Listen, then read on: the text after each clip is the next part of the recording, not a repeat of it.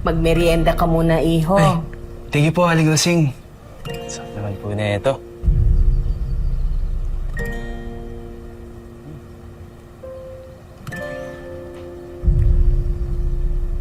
Sean, anong ginagawa mo dito? Nagme-merienda. Ano ma'am? Ma?